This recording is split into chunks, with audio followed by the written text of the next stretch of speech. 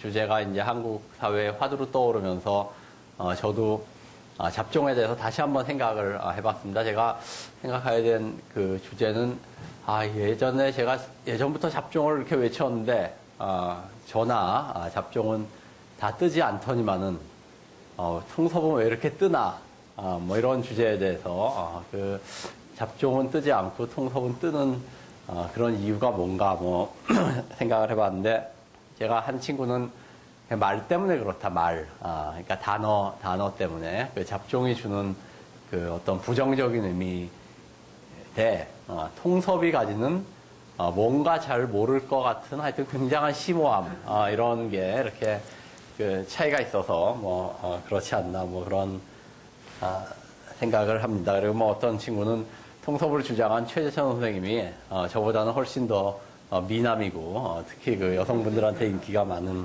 선생님이기 때문에 그렇다 뭐 하는 그런 설명도 했는데 제가 오늘 하는 강의는 사실은 조금 두서가 없습니다. 그냥 제가 지금 최근에 이제 하고 있는 몇 가지 생각들을 여러분들과 좀 나눠보고자 가지고 왔고요. 그러니까 강의가 끝난 다음에 여러분들께서 뭐 이렇게 좀 피드백을 주시면은 제 생각을 좀 정리하는데 도움이 많이 될 것 같습니다.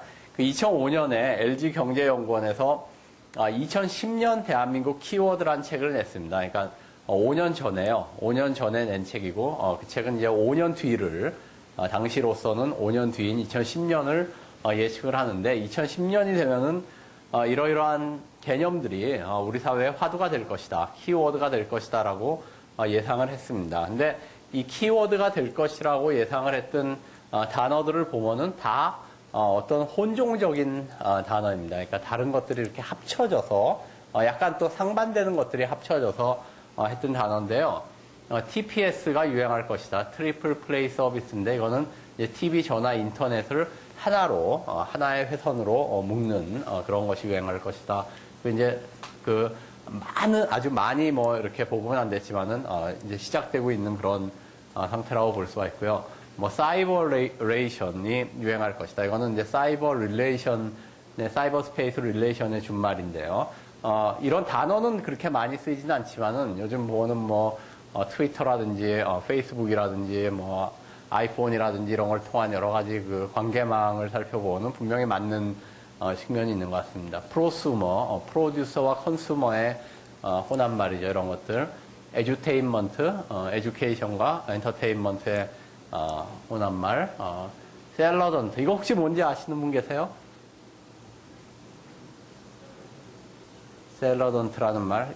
많이 쓰이진 않죠. 분명히 우리가 쉽게 볼 수 있는 말은 아닌데, 이거 이제 셀러리맨과 스튜던트의 잡종입니다. 그러니까, 이게 분명히 이제 우리나라에서 사실 이런 경향이 나타나고 있어요. 왜냐하면 그 직업에서의 전문 교육의 사이클이 굉장히 짧아지면서 대학을 졸업하면서 가졌던 전문 지식이 직업에서 유용한 그 시점이 점차 짧아지고 이제 그 셀러리맨이 다시 재교육을 받기 위해서 대학에 다시 들어오는 그리고 대학이 이제 그런 교육을 제공을 하는 이런 형태의 변화들이 이루어지고 있고 인스피어런스 뭐 단어는 역시 많이 안 쓰이지만은 이거 인도어 익스피어런스라는 겁니다. 그러니까 뭐 스키라든지 골프라든지 이런 것들을 인도어에서 한다. 사실 그 인도어 골프의 붐 같은 걸 보는 약간은 짐작할 수 뭐 이런 것들 하여튼 이런 게 키워드가 될 것이다 라고 예상을 했습니다. 이거 말고도 그 이전부터 널리 있었던 오래된 키워드들이 있습니다. 사이보그가 이제 대표적인 건데요.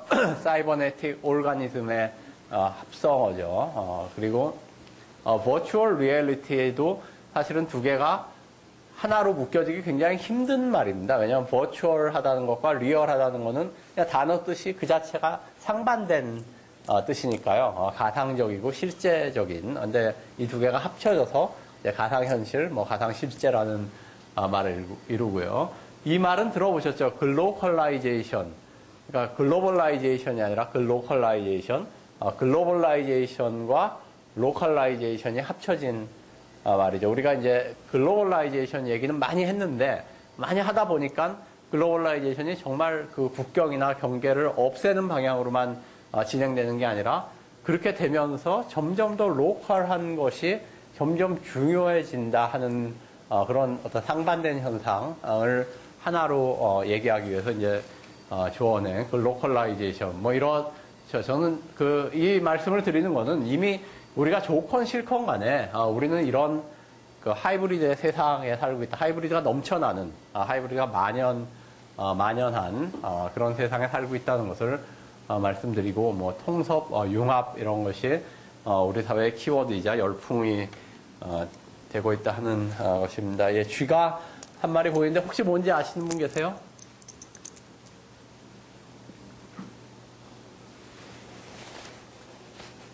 쥐가 있는데요. 이게 첫 번째 만들어진 사이보그입니다. 실제로 이 쥐를 가지고 사이보그라고 명명을 했습니다. 이 쥐를 가지고 당시 우주 비행을 연구하던 연구자들이 이제 쥐에다가 삼투압 펌프를 달아서 이 쥐가 우주에 갔을 때도 몸에 여러 가지 액체의 농도가 일정하게 그렇게 유지될 수 있게 만들었던, 그러니까 쥐라는 유기체와 이 삼투압 펌프라는 기계를 합쳐서 존재하게 했던 그런 대상이다. 그래서 이거를 만들고 여기에다가 이제 사이보그란 이름을 붙였던 겁니다. 1960년에 있었던 현상이고요.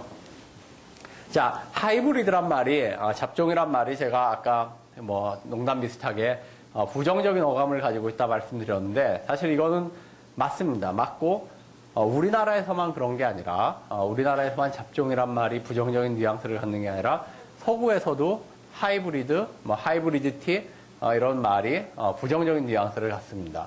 우리나라보다 조금 덜 한 것 같지만은, 그래도 부정적인 뉘앙스를 가지고, 특히 이것이 그 식민지 지배를 경험했던 나라들, 인도라든지 멕시코라든지 남미라든지 이런 데서는 훨씬 더 부정적인 경향을 많이 갖습니다. 왜 그러냐면은 이 하이브리드란 말 자체가 제국주의자들이 식민지 지배를 할 때 그 식민지 안에서 존재하는 독특한 어떤 부류의 사람들, 예를 들어서 제국인과 식민지인 사이에 결혼이나 어페어에서 탄생한 사생아들이나 자식들, 그러니까 혼혈들이나 식민지인이지만은 제국을 담기 위해서 막 애를 쓰고 공부하는 막 그런 사람들을 가르쳐서 통칭으로 잡종이다라고 불렀던 얘기이기 때문에 그렇습니다. 굉장히 비하하는 토로 너희는 암만 해봤자 그냥 잡종에 불과하지 우리 같은 제국인이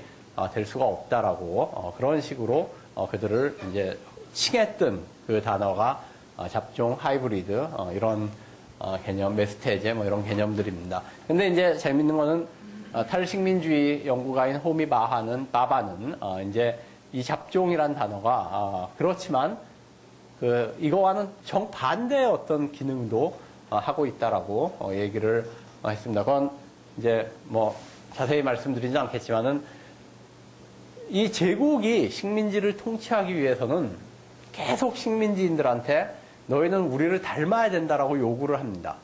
우리를 닮아야 된다라고 요구를 하지만은 또 한편으로는 동시에 차이를 분명히 규정을 하는, 너희는 우리와 다르다. 닮아야 되지만은 우리를 따라와야 되고 우리랑 비슷해지려고 해야 되지만 동시에 다르다 하는 그 차이를 선을 분명히 그어야 되는 그런 측면이 있습니다. 그 식민지를 지배하기 위해서. 근데 잡종 같은 그 존재들은 그런 제국주의적인 전략을 혼란스럽게 하는, 그러니까 제국주의자들의 시선을 하나로 유니파잉하게 하는 그런 것을 못하게 하는, 이들이 분열되고 제국주의자들이 저들을 어떻게 봐야 될 건가, 저들의 목소리를, 저들의 모방을 어떻게 평가를 해야 될 건가 하는 것에 대해서 이렇게 혼란스러워지게 하는 그러한 측면이 있다라는 것을 지적을 했던 것입니다. 그러니까 간단히 말씀드리면 잡종이라는 것은 제국과 식민지라는 어떤 제국주의자들이 그으려 그러는 그 이분법, 그 경계 자체에 도전하는, 그 경계를 문제시 삼는 그런 특성을 가지고 있는 존재들이다 하는 것이 호미 바바의 주장이었습니다. 자, 이제 제가 계속 예전부터 경계를 문제를 삼았는데요. 저는 이제 어떤 분들이 그러십니다. 제가 그 경계를 넘나들고 경계를 뛰어넘고 이런 것이 중요하다 말씀드리면은 어떤 분들은 도대체 경계가 없이 우리가 어떻게 사냐? 맞는 말입니다. 우리 가족과 우리 가족이 아닌 가족들, 그다음에 우리 학과, 우리 학과가 아닌 학과들, 이런 계속 우리는 끊임없이 어떤 종류의 경계를 그으면서 살아갈 수밖에 없는 그런 존재들입니다. 뭐 아리스토텔레스가 얘기했듯이 인간은 끊임없이 분류를 하고 구분을 하는 그러한 존재들이다라는 것이 뭐 당연한 것인데요. 저도 그걸 당연하다고 생각을 하는데 문제는 경계 그 자체가 아니라 저는 경계가 너무 공고화돼서 그게 절대화 혹은 권력화되었을 때 문제가 생긴다라고 생각을 합니다. 이 잡종의 존재는 경계라는 것이 그렇게 절대적이고 변하지 않는 그러한 것이 아니라 이것이 비본질적이고 우연적이고 끊임없이 생성소멸할 수 있는 그러한 것이다라는 것을 보여주는 그런 존재라고 볼 수가 있습니다.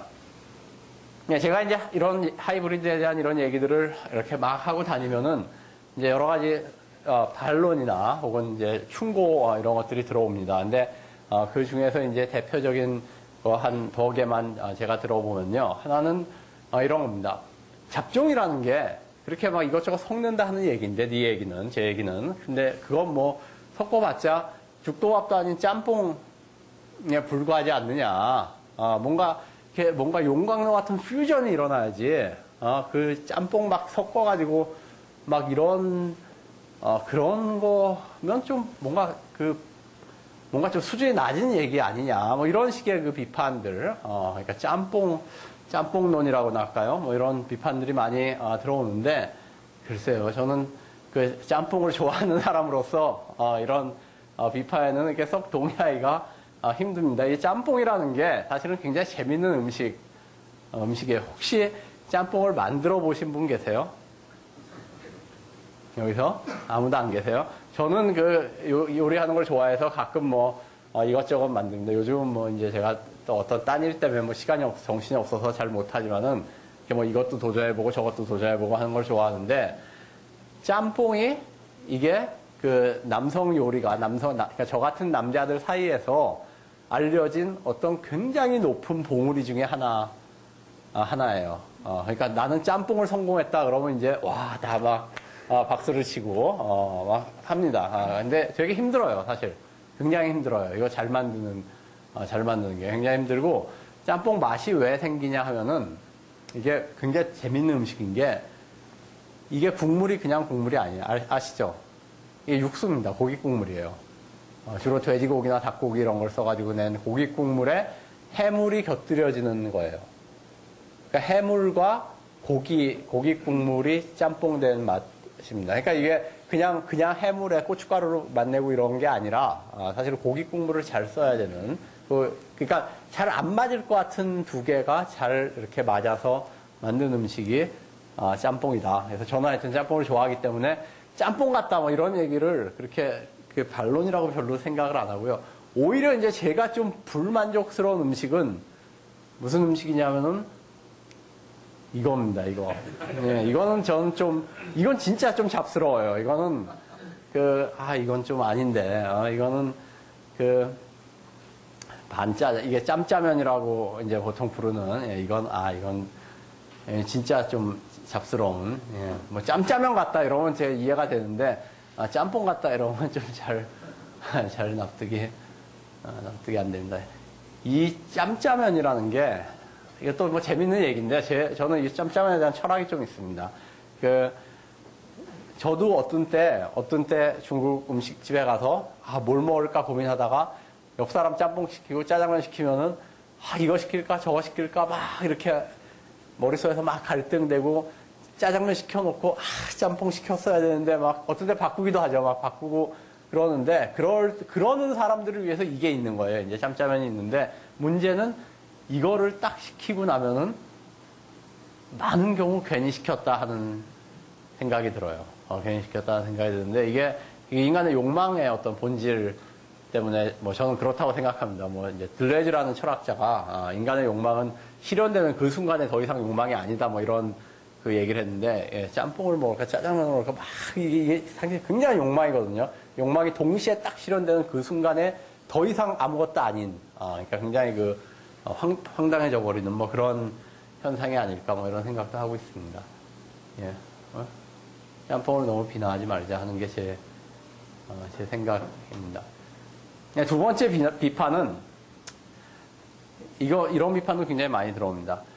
요즘 세상이 하나도 하기가 굉장히 어려운 세상인데 어떻게 둘 혹은 셋 어떻게 굉장히 많은 걸 해서 그거를 합치자, 그거에 잡종을 만들자 이런 얘기를 하냐. 이거의 코로러리라고 볼 수 있는 명제는 다빈치 이후에 르네상스맨은 불가능하다.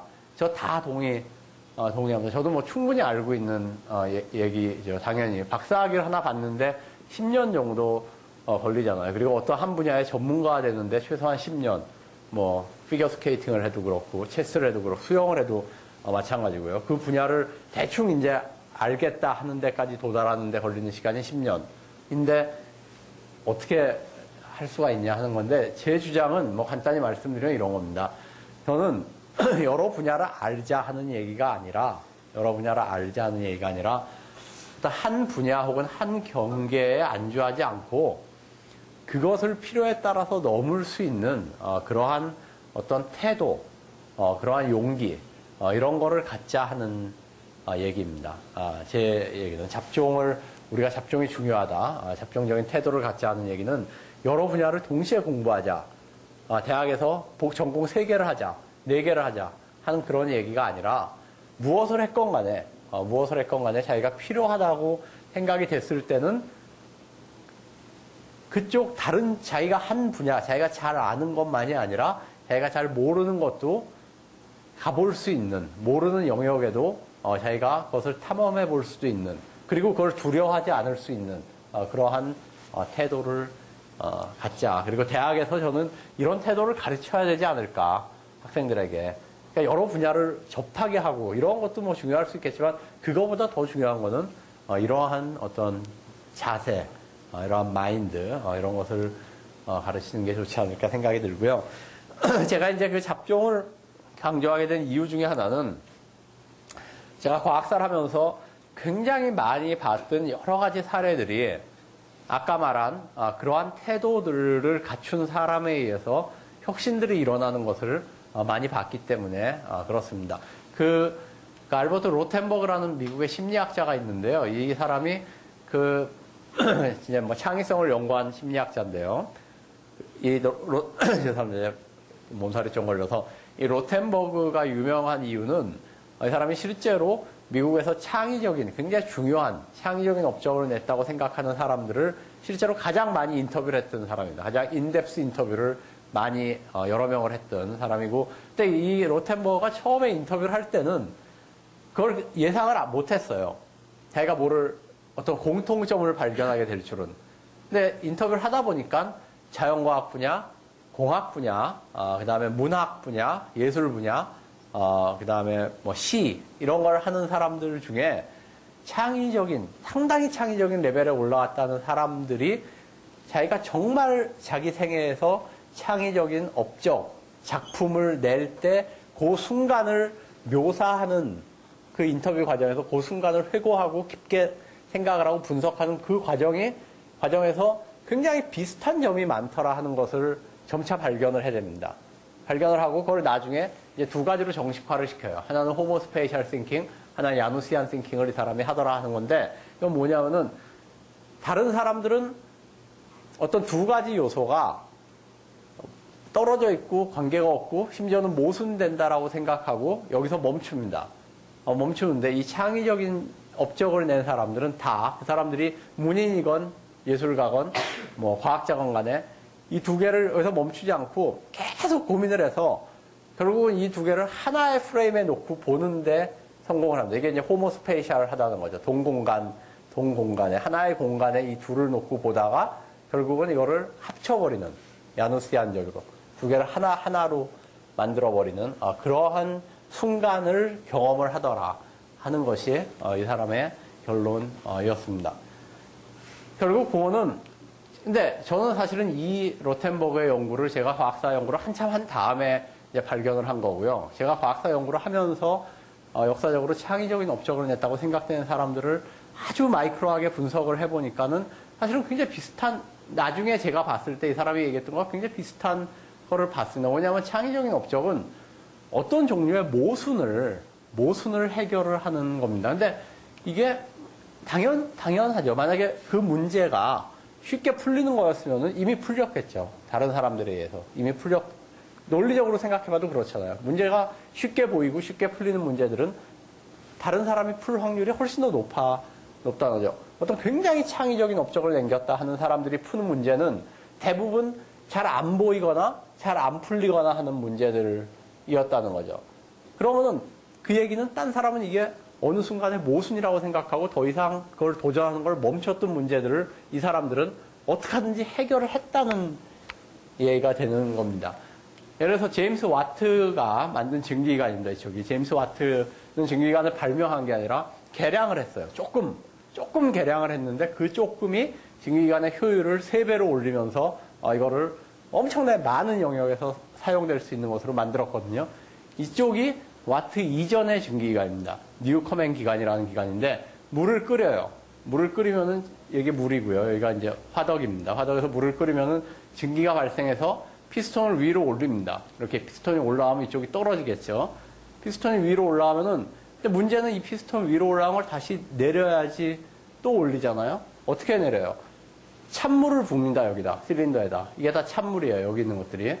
이것도 찬물이고요. 찬물을 실린더에 확 끼얹으면은 실린더가 냉각이 되면서 피스톤이 다시 떨어집니다. 그럼 다시 불을 계속 끓이고 있으니까는 다시 실린더가 더워지면서 피스톤이 올라가요. 자, 이게 왜 문제냐면은 실린더가 차갑게 됐기 때문에 그 차가운 실린더를 데우는 데만 상당한 열이 소모가 됩니다. 그러니까 열 효율이 굉장히 낮아요. 이거는. 열 효율이 7%도 안 되는 그런 기관이었습니다. 그러니까 이 뉴커맨 기관이 사용됐던 거는 인간이 도저히 할 수 없는 일들, 그러니까 아주 깊은 갱도에 있는 물을 퍼내는 일이라든지 이런 데만 아주 제한적으로 사용이 됐었습니다. 그런데 그러면 어떻게 해야지 이걸 높이냐? 이 문제는 이 실린더를 한 번은 뜨겁게 했다가 한 번은 또 아주 차게 만들어야 됩니다. 뜨겁게 했다, 차게 했다. 뜨거운 것과 차가운 것은 같은 존재에 같은 시간에 공존할 수 없는 건데 어떻게 이 둘을 공존하게 만들어서 이 문제를 해결할 것인가가 와트가 고민을 했던 문제라는 거죠. 6년을 고민을 합니다. 이 문제를 가지고. 6년을 고민을 해서 결국은 해결을 해내요. 그러니까 피스톤과 컨덴서를 분리를 해서 한쪽은 계속 뜨겁게 유지하고 한쪽은 계속 차게 유지를 하는 그런 방식으로 문제를 해결을 합니다. 이게 와트의 혁신이었고 이거로부터 이제 영국의 산업혁명이 우리가 시작되었다라고 얘기하는 그러한 것이죠. 자, 분트입니다. 빌헬름 분트라는 독일의 19세기 심리학자인데요. 이 독일의 실험 심리학에서 활동했던 사람들의 명단입니다. 이 사람들의 대부분이 분트의 제자예요. 이 분트는 실험 심리학이라는 분야를 오픈함으로써 독일의 심리학이 영국과 프랑스를 그냥 금방 추월을 했을 뿐만 아니라 실험 심리학에서 완전히 독일이 도미네이트되게 하는, 그러니까 심리학의 새로운 패러다임을 열었던 사람이에요. 근데 이 사람이 어떻게 그걸 가능하게 앉아있는 사람이 분트죠. 독일 대학의 위계를 짐작을 할 수가 있죠. 감히 선생이 앉아있는데 어떤 학생도 앉지 못하고 전부 서가지고 사진을 찍어야 되는. 예. 근데 어떻게 이걸 가능하게 했냐면은 이 사람이 생리학을 공부한 사람이었어요. 의대에서 생리학을 공부하고 헤르몰스라는 당시 독일의 최고 물리학자 겸 생리학자 밑에서 조수까지 했던 사람입니다. 근데 대학에 자리를 못 잡아요. 생리학과에. 왜냐하면 독일 대학이 그 무렵에 모든 생리학 체어가 다 차버립니다. 꽉 차서 자리를 못 잡고 전전긍긍하다가 어디 자리를 잡았냐면 철학과에 자리를 잡습니다. 철학과에. 생리학을 하는, 인간의 몸에 대해서 연구를 한 사람이, 실험과학을 하는 사람이 철학과에 자리를 잡아요. 자, 우리나라 같았으면 어떻게 했을까 이렇게 생각을 해보면 매일 이제 술 마시는 걸로 아마 저걸 보냈겠죠. 근데 분트도 아마 처음엔 그랬을지 몰라요. 너무 답답해가지고. 그래서 자기가 여기서 뭐를 할 수가 있나. 근데 가만히 생각을 해보니까는 철학과에서 하는 걸 보니까는 한 가지 분야는 자기가 기여를 할 수 있겠더라 하는 걸 발견을 합니다. 이번에 철학자들이 philosophy of soul이라는 걸 했었거든요. 영혼의 철학, 정신의 철학. 했는데 요거는 자기가 할 만하겠다. 그런 생각을 합니다. 그래서 거기 뛰어들어요. 근데 그냥 뛰어드는 게 아니라 어떻게 뛰어드냐면은 자기가 배웠던 실험 생리학의 실험적인 방법을 가지고 인간의 마음을 연구하기 시작을 합니다. 그러니까 인간의 뇌에다가 인간의 정신현상의 실험 기구를 갖다 들이대기 시작해요. 그래서 만들어진 게 이제 독일의 실험 심리학 전통입니다. 그러니까 철학이라는 전혀 다른 맥락과 분수가 공부했던 것과는 전혀 다른 맥락이죠. 독일 관념 철학 아니에요. 특히 독일은 그 전통이 굉장히 강한데 그것과 이 사람이 공부했던 실험 생리학이라는 두 분야가 전혀 어울릴 것 같지 않은 두 분야가 굉장히 창의적으로 만나서 실험 심리학이라는 새 장을 열었다고 볼 수가 있습니다. 예, 알버트 아인슈타인입니다. 1904년에 찍은 사진인데 요 무렵에 아인슈타인이 일했던 직장입니다. 여기 어딘지 혹시 아시는 분 계세요? 예? 전신국이요? 전신국은 아닙니다. 비슷한데요. 예. 전신국은 아니에요. 아인슈타인이 첫 번째로 가졌던 직장. 예, 특허. 예, 맞습니다. 예. 스위스 베른이라는, 여기가 베른시인데요. 조그마한, 당시 수도지만은 조그마한 도시입니다. 스위스 베른에 있었던 특허사무소, 특허국입니다. 특허국의 3등 특허 심의관으로 아인슈타인이 취직을 했어요. 취직을 해가지고 여기서 이제 취직한 다음에 너무 좋아서 그 옷도 빼입고 이제 요때 요 옷을 입고 사진을 여러 장 찍습니다. 여러 장 이렇게도 찍고 뭐 이렇게 서서도 찍고 뭐 이렇게 옆으로도 찍고 사진이 여러 장 남아 있어요. 1904년경에 찍었겠다 하는 게 이거고요. 근데 뭐 특허 사무소에서 일하던 아무도 모르는 젊은이가 26살의 젊은이가 1905년이 되면은 이제 논문 3편을 출판을 하죠. 거의 동시에. 근데 그 3편이 뭐 과학사학자들은 다 각각이 노벨상을 받을 만한 논문이다라고 얘기를 하죠. 하나는 브라운 운동에 대한 논문이고 두 번째는 이제 광전 효과와 빛이 입자다라는 논문이고 세 번째 상대성 이론에 대한 논문이고 이 3편인데 이 논문들에 대한 오해가 많아요. 왜냐하면 너무나 이게 신비스러운 얘기잖아요. 그 얘기 자체가 그러니까 박사학위도 없을 때였고 그때는 그 직후에 박사학위를 받지만요. 아인슈타인은 박사학위도 없을 때였고 정말 아무도 모르는 노바디였어요. 그리고 본인이 정말 유명한 물리학자가 될 거라고는 생각을 안 했던 사람이에요. 대학교 다닐 때도 그렇고 이 무렵에도 그렇고 전혀 아니었고 자기의 꿈은 대학교 다닐 때 고등학교 선생님이 되는 게 꿈이었습니다. 고등학교 선생님이 돼서 물리를 가르치는 게 꿈이었는데 임용이 못 돼요.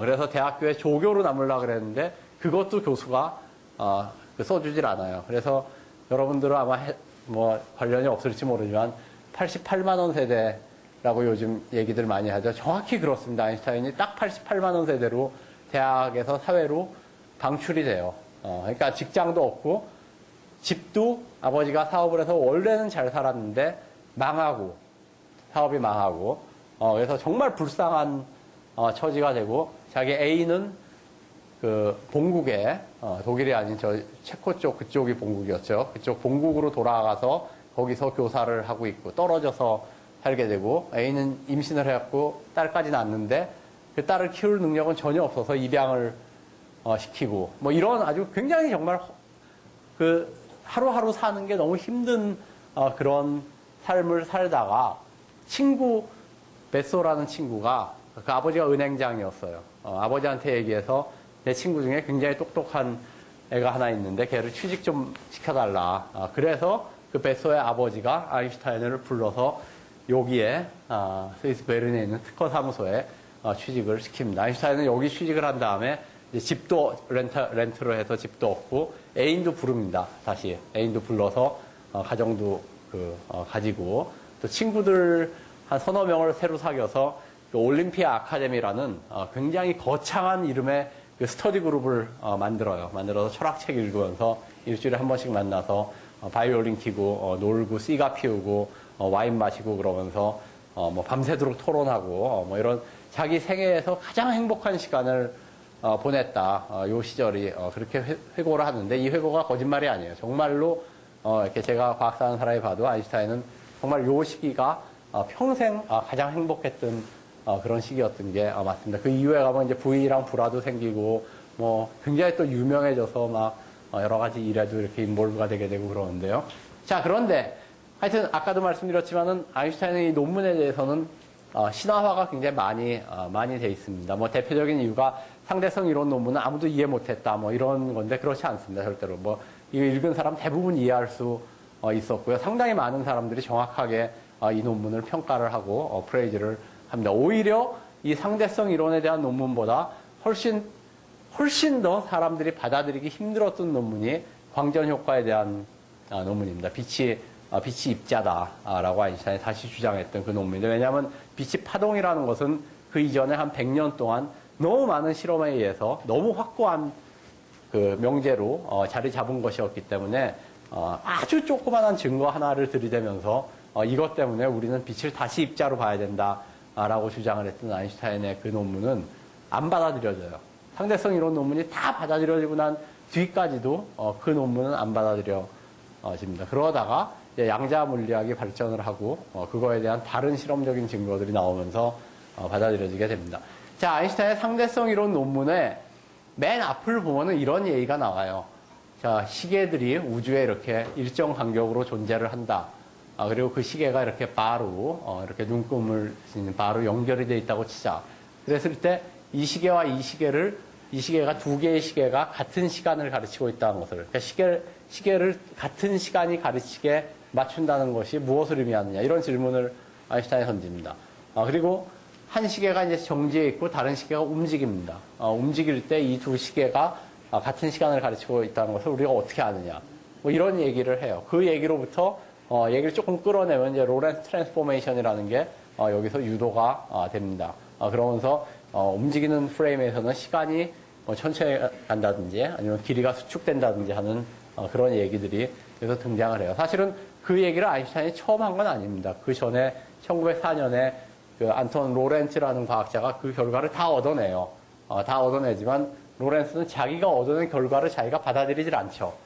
받아들이지 않고 시간이 다르게 간다는 것은 어불성설이다. 그러니까 내가 낸 요 결론은 물리적인 시간이 아니라 수학적인 논의에서만 적용되는 mathematical time이다라고 그 결론을 내립니다. 근데 아인슈타인은 이제 그러지 않고 여기서 이건 수학적인 시간이 아니라 물리적으로도 그렇다. 우리 모두에게 있어서 시간은 다르게 갈 수 있다라고 주장을 했던 것이 이제 아인슈타인이 한 발 더 나아갔던 그 원인입니다. 근데 최근에 이제 그 피터 갤리슨이라는 과학사학자는 아인슈타인의 이 논의가 대체 어디서 나왔을까? 왜 딴 물리학자들 논문에서는 전혀 찾아볼 수 없는 시계를 맞춘다라는 요 생각을 아인슈타인은 어디서 가지고 왔을까라는 문제를 던집니다. 그리고 나서 보니까는 당시에 도시에 시계가 굉장히 많았고 그 시계를 맞추는 게 12시 땡 쳤을 때 이 도시에 있는 모든 시계가 같은 시간에 울리도록 하는 게 당시에 특허로 출원이 돼서 특허국에 출원이 되고 있었다라는 것을 발견을 하게 돼요. 아인슈타인은 이 특허국에서 그 특허를 만지던 사람이어서 심의하던 사람이었어요. 거기서 얻은 아이디어. 그러니까 그것만 가지고 됐느냐? 물론 아니죠. 아인슈타인은 이 특수상대성 이론에서 자기가 해결했던 문제를 9년 동안 고민을 합니다. 9년 동안. 대학교 초년부터 계속 고민을 했던 문제예요. 왜 빛의 속도는 항상 일정할까? 혹은 항상 정말 일정할까? 왜 우리가 빛이 가는데 그럼 빛과 동시에 진행을 하면서 빛을 보면은 그 파동은 정지한 것으로 보일까? 아니면 앞으로 나아가고 있는 것으로 보일까? 뭐 등등 이런 문제들을 계속 고민을 하는데 해결이 안 돼요. 결국 해결이 안 되고 또 해도 해결이 안 되고 그러니까 그 모순된 상황을 풀지를 못했던 거죠. 아인슈타인도 풀지를 못하고 계속 이거 엉뚱한 가정도 해보고 이런 가정도 해보고 저렇게도 생각해보고 그러다가 결국은 여기서 영감을 얻습니다. 여기서 시계의 싱크로나이제이션이라는 관념에서 시간이 뭐냐 이거 시간이 별거 아니다. 시간이 뭐 온갖 철학자들이 시간에 대해서 이런저런 얘기들을 많이 했는데 다 두고 시간은 시계로 재는 거다. 그냥 우리 그렇게 정의하자. 시간은 시계로 재는 거. 그게 시간이다. 그렇게 정의하고 이런 생각을 도입을 하면은 특수상대성 이론의 그 결론들이 쭈쭈쭈 유도가 됩니다. 거기서 시간에 대한 관념으로부터 문제를 푸는 것을 어떤 실마리를 얻었는데 그 새로운 시간에 대한 관념은 아인슈타인이 특허국에서 일했던 경험과 무관하지 않다는 것이 최근의 해석이라는 거죠.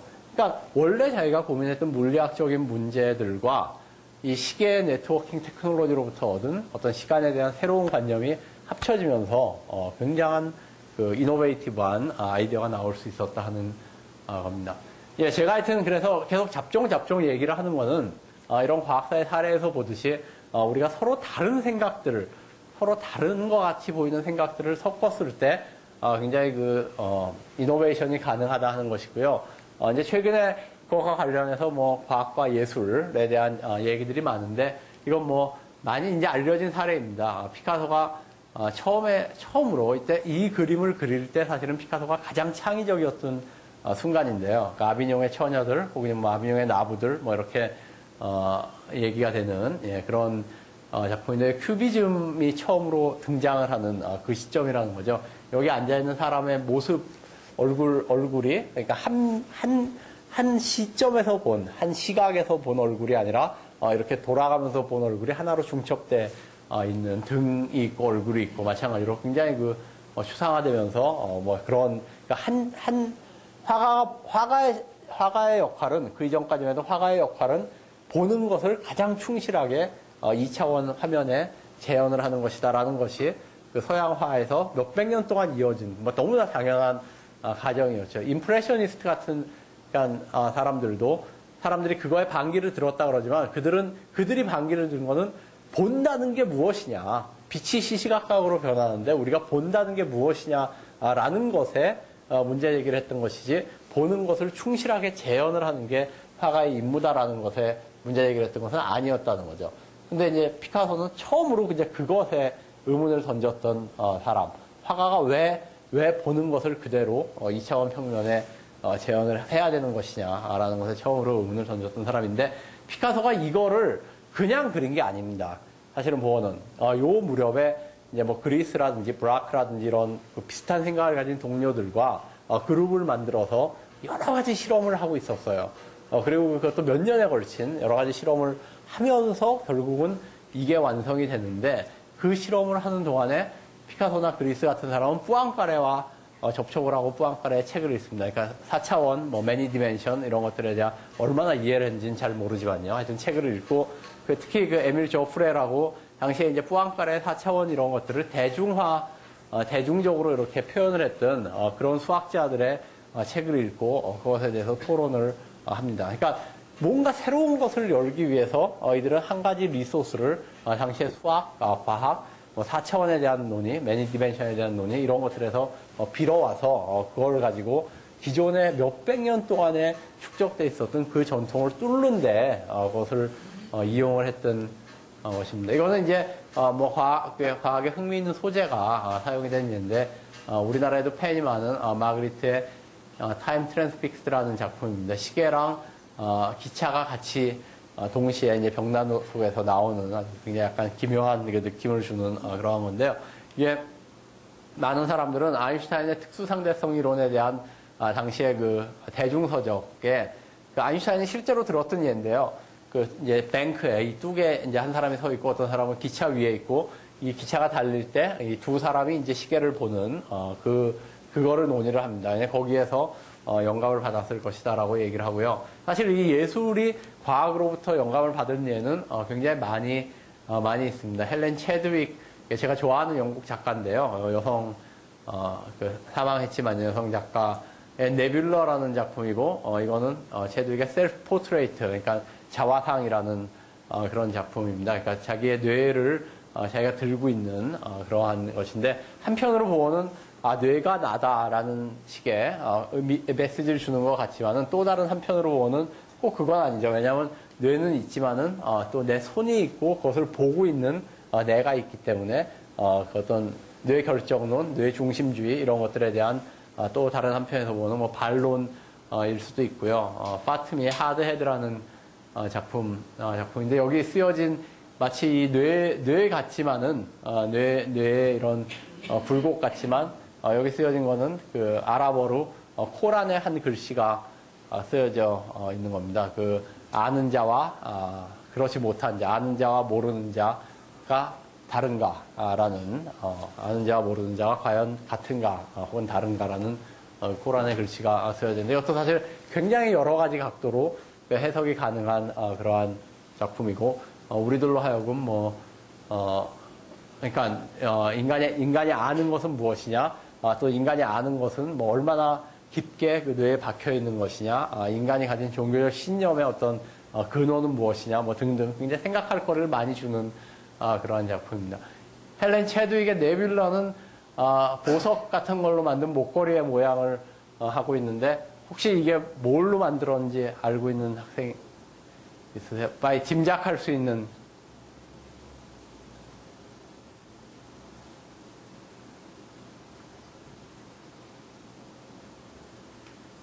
짐작하기 힘들죠. 쉽지 않겠는데 인간의 몸에서 나온 예? 눈 같아요? 눈은 아닙니다. 눈보다는 훨씬 작은 현미경 사진이에요. 현미경 사진. 인간의 난자랑 인간의 배아를 써서 채색을 해서 만든 작품이에요. 그 체드윅이 몸이 굉장히 아파서 이제 입원을 오랫동안 했던 화가인데 입원을 하 있는 상태에서 이제 병원에서 보니까 난자랑 배아가 굉장히 많이 버려지고 있다라는 것을 알게 되고 그 버려지는 난자 배아를 합법적으로 취득을 해서 이제 그걸로 작품을 만들었습니다. 역시 굉장히 많은 생각을 하게 하죠. 이게 도대체 예술가가 뭐 이래도 되느냐 아니냐부터 떠나가지고 왜 병원에서는 저런 게 이렇게 많이 버려질까? 누가 저런 걸 버릴까? 혹은 왜 병원에서는 저렇게 잉여 배아를 많이 생산을 할까? 그걸 가지고 뭐를 하나? 우리는 어떤 세상에 살고 있는가? 뭐 등등 이런 것들을 생각해 만드는 작품입니다. 그 예술이 과학에 영향을 준 것도 많이 있습니다. 그 중에 한 예가 라몬 카얄이라는 스페인의 그 신경생리학자인데요. 1905년에 노벨상을 받습니다. 뉴런을 발견한 그러한 업적으로 노벨상을 받고 이 카얄이 그린 그림들이고 지금 재밌는 게 사실은 지금 이런 그 뉴런 같은 걸 보고 뭐 이러는 기술이나 기법은 굉장히 많이 훨씬 더 발달했는데 아직도 뇌생리, 뇌신경학 이런 데 나오는 그림들은 이 카알의 그림들이 많이 아직도 등장을 할 정도로 지금까지도 사람들이 신경생리학자들이 뉴런이다 그러면은 이렇게 생각을 하는 그런 그림입니다. 근데 문제는 이 사람이 이거를 진짜 이렇게 현미경을 통해서 보고 그렸냐 하는 겁니다. 그게 아니에요. 잘 안 보여요. 이렇게 봐도 안 보이고 본인도 얘기를 많이 합니다. 그러니까 이렇게 보고 그릴 정도였으면 딴 사람들도 다 그렸겠죠. 그렸는데 그렇게 잘 안 보이고 그래서 이 사람은 아티스트입니다. 아티스트고 SF 작가고 사진 프로페셔널 포토그래퍼이기도 했고 그런 이제 그 아트의 훈련을 굉장히 많이 받고 또 아트를 굉장히 좋아했던 사람이고 뭔가 잘 안 보이지만 자기는 현미경을 계속 들여다보고 관찰을 하다가 어느 순간에 눈을 띄고 이제 자기 머릿속에 완전히 픽처가 갖춰졌을 때 그 다음에 그냥 백지 위에다 자기가 드로잉을 그렸다라고 수레를 합니다. 그러니까 상당히 이 사람의 뭐라 그럴까 어떤 뭐 아티스틱 인투이션이라고 할까요? 이런 데에서 영향을 많이 받았던 그런 그림이라고 볼 수가 있습니다. 하이브리드의 위계가 있는가라는 주제로 잠깐 주제를 뭐 거의 마지막 주제인데요. 마지막 두 번째 주제인데요. 저는 이렇게 생각합니다. 많은 분들이 퓨전이 제일 좋은 거다. 완전히 퓨즈가 된 게 제일 좋은 거. 그 다음에 융합, 뭐 이건 이제 그거보다 조금 덜하지만 하여튼 상당히 융합이 된 거. 복합, 이거는 훨씬 더 많이 버무려진 거. 병렬 이런 건 굉장히 나쁜 거. 서로 이렇게 그냥 비슷한 것들이 이렇게 엇비슷하게 다른 것들이 놓이기만 해 있는 건 나쁜 거. 뭐 이렇게. 그래서 우리는 사실 뭐 이런 걸 지향해야 된다라고 얘기를 하는데요. 저는 이제 여기 조금 동의하지 않는 부분이 있습니다. 우리가 이런 그 잡종을 얘기할 때 이런 위계를 꼭 생각을 해야 되냐. 잡종이라는 건 결국 다양한 실험이고 이 실험을 통해서 이게 나올 수도 있고 어떤 때 그냥 복합적인 게 나올 수도 있는데 꼭 어떤 정도가 깊어야만 진정한 잡종인가 뭐 이런 생각도 해봅니다. 이제 그런 생각을 왜 하냐면은 이제 예를 들어서 과학과 인문학이 만나야 된다 이런 말씀을 하시는 분들이 많습니다. 저도 뭐 당연히 동의를 하고 과학과 인문학은 만나야 되고 여러 가지 노력을 해야 된다 하고 생각을 하는데 우리가 퓨전을 생각을 하면은 굉장히 어렵습니다. 그 만남 자체가. 도대체 과학과 인문학이 만나서 어떻게 그렇게 굉장히 다른 백그라운드를 가지고 굉장히 다른 생각들을 해오시고 다른 훈련을 받으신 분들이 만났다고 그 지식이 완전히 융합이 돼서 새로운 형태의 지식이 나올 수 있겠는가 하는 것을 처음부터 기대하기는 굉장히 힘들지 않나. 오히려 다양한 실험들, 어떤 형태의 만남도 좋다. 어떤 형태의 섞임도 좋고, 어떤 형태의 잡동도 좋다. 이렇게 좀 우리가 오픈된 태도를 가져야지 그 만남이 훨씬 더 풍요로워질 수가 있지 않을까 하는 생각을 하기 때문에 그렇습니다. 근데 저는 이제 그 피해야 될 방식은 있다고 생각을 하는데 하나는 환원주의적인 겁니다.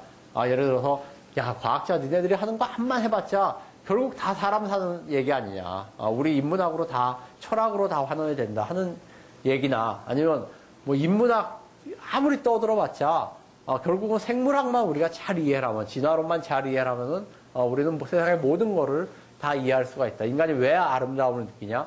인간이 왜 분노를 느끼냐? 이런 거 우리가 생물학만 잘 이해하면은 다 이해할 수 있다. 이런 태도. 그러니까 어떤 게 하나로 환원될 수 있다 하는 태도는 이런 그 잡종적인 만남에 있어서는 지향을 해야 된다 하는 것이고요. 두 번째는 상보적인 태도. 이게 아주 좋은 것 같은데 그렇지가 않습니다. 뭐냐면은 자 인문학은 가치를 다루는 학문이고 과학은 사실을 다루는 학문이다. 그러니까 우리 서로 다르다. 서로 다르기 때문에 우리는 서로가 서로의 역할을 잘하면은 결국 이 두 개를 이렇게 같이 보면은 서로가 상보적인 역할을 하고 있을 뿐이다라는 식의 태도. 이거는 뭐 사실 어떻게 보면은 우리 뭐 사실 만날 필요도 없고 섞을 필요도 없고 그냥 하고 있는 거 잘하자 하는 식의 결론으로 너무 쉽게 이렇게 유도가 됩니다. 그래서 저는 하이브리드의 태도는 이런 환원주의적인 태도 혹은 상보적 태도 외에 다른 모든 실험에 대해서 열려있는 그런 태도가 아닐까 생각을 합니다. 예, 마지막입니다. 하이브리드의 결과가 괴물이라면은 잡종의 결과가 괴물이라면 이거 최근에 개봉한 영화 스플라이스라는 영화의 그 한 장면이죠. 인간과 동물의 유전자 조합, 뭐 여러 동물들의 유전자 조합에 의해서 만들어진 그 몬스터입니다. 근데 저는 가능하다고 생각합니다. 왜냐하면 이게 실험적 성격이 강하기 때문에 모든 다른 것들의 만남은 예기치 않은 결과를 낳을 수가 있는 그런 가능성이 큽니다. 근데 저는 이렇게 생각합니다. 또 하이브리드의 태도는 자신의 실험 결과, 실험을 해놓고 나 몰라라 하는 게 아니라 그럼 섞어봤으면은 그 결과가 어떻게 될 것이냐 하는 것을 주의하고 이 궤적을 감시하면서 결국 결과에 대해서 자기가 일정 정도 책임을 지려는 그런 태도를 의미하지 않나 하는 생각입니다. 새로운 하이브리드는 항상 실패, 위험, 오용의 가능성이 당연히 있습니다. 이를 완전히 무시해서도 안 되지만은 이런 이유 때문에 하이브리드 실험을 아예 시도조차 안 하는 인문학이랑 뭐 과학이랑 예술이 만나면 뭐 어떻게 될까요? 만나봤자 뭐 어떤 괴상한 것만 나올 수 있지 않겠냐. 인문학이랑 자연과학이 만나서 아주 좀 끔찍한 뭐 이런 거 나오면 어떡하냐. 이런 것 때문에 아예 시도도 안 하는 그런 건 아니라고 저는 생각을 합니다. 왜냐하면 이 마지막 주제인데요. 윤리라는 게 있기 때문인데요. 이 하이브리드가 어떤 지향해야 될 윤리는 결국 우리가 작은 시도를 한번 해보고 거기서 작은 결과를 보고 이 시도한 대로 결과가 나왔나 혹은 예기치 않은 어떤 부분이 어떻게 생겼나 하는 것들을 작은 단계에서 살펴보면서 그거를 점차 늘려나가는 그러한 어떤 피드백을 굉장히 중요하게 생각하고 혹은 반성 한번 해보고 그거에 대해서 평가를 해보는 반성 혹은 성찰성 이런 것들을 항상 포용을 하는 그러한 그 태도가 아닐까 생각을 합니다. 예, 뭐 상당히 두서없이 제가 그냥 이런저런 말씀을 드렸습니다. 여기서 제 말씀을 마치겠습니다. 예, 고맙습니다. 아유, 감사합니다. 뭐, 들으신